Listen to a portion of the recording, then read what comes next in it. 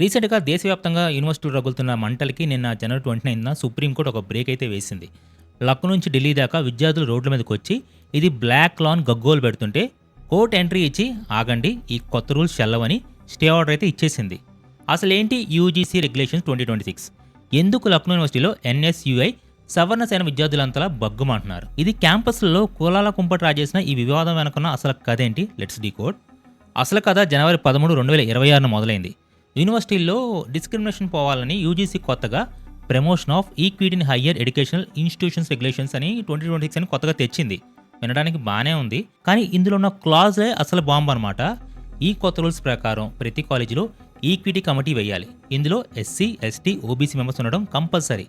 కానీ general category విద్యార్థులు ఇందులో రిప్రజెంటేషన్ లేదంట. మా మీద తప్పుడు కేసులు ఫాల్స్ కంప్లైంట్స్ పెడితే మమ్మల్ని ఎవరు కాపాడతారని జనరల్ విద్యార్థులు లక్నోలో రోడ్డెక్కారు. అండ్ ఈ కొత్త చట్టం డిస్క్రిమినేషన్ అనే డెఫినేషన్ కూడా మార్చేసింది. ఎవరినైనా కులం పేరుతో కానీ పరోక్షంగా ఇండైరెక్ట్లీగా కామెంట్ చేసినా అది నేరమే. ఇక్కడే అసలు గొడవ మొదలైంది. మా మీద ఎవరైనా తప్పుడు కంప్లైంట్ ఫాల్స్ కంప్లైంట్ ఇస్తే మమ్మల్ని విచారించే కమిటీలో మా వాళ్ళు ఉండరు, మాకు న్యాయం ఎలా జరుగుతుందని జనరల్ స్టూడెంట్స్ భయపడ్డారు. ఇది క్యాంపసెస్లో రివర్స్ డిస్క్రిమినేషన్ తెస్తుందని గగ్గోలు పెట్టారు. లక్నో యూనివర్సిటీలో సీన్ చూస్తే యుద్ధం జరిగినట్టే ఉంది. యూజీసీ రోల్ బ్యాక్ అంటూ వేల మంది విద్యార్థులు నినాదించారు. జనరల్ కేటగిరీ విద్యార్థులు ఇది మా గొంతు కోసి చట్టం అని, రిజర్వ్ వర్గాలు మాకు ఇంకా రక్షణ కావాలని క్యాంపస్ రెండుగా చీలిపోయింది. కొంతమంది తమ రక్తంతో ప్రధానికైతే లెటర్లు రాశారు. పోలీసులు కూడా లాఠీచార్జ్ చేశారు. అరెస్టులు జరిగాయి.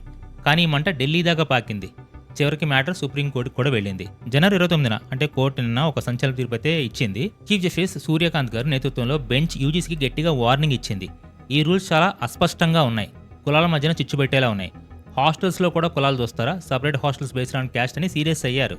మేము కులరహిత సమాజం కోసం చూస్తుంటే మీరేంటి మళ్ళీ వెనక్కి లాగుతున్నారని ప్రశ్నించారు ఆయన. వెంటనే ఈ కొత్త రూల్స్ని ఆపేయని స్టే ఇచ్చారు. పాత 2012 రూల్స్నే ఫాలో అవ్వండి అని ఆర్డర్ కూడా పాస్ చేశారు. ఇక్కడ గెలిచింది ఏ వర్గం కాదు. ప్రస్తుతానికి గొడవ అయితే సద్దుమణిగింది, కానీ ప్రభుత్వం దీన్ని మళ్ళీ సరిచేసి కొత్తగా తెస్తుందనేది చూడాలి. ఏదేమైనా చట్టం అందరికీ సమానంగా ఉండాలి. మీరేమంటారు? సుప్రీంకోర్టు చేసిన కరెక్టేనా? కింద కామెంట్స్లో మీ ఒపీనియన్ కూడా చెప్పండి. అండ్ ఇన్ఫర్మేషన్ ఇస్తే వీడియో లైక్ చేయండి, ఛానల్ కూడా సబ్స్క్రైబ్ చేసుకోండి.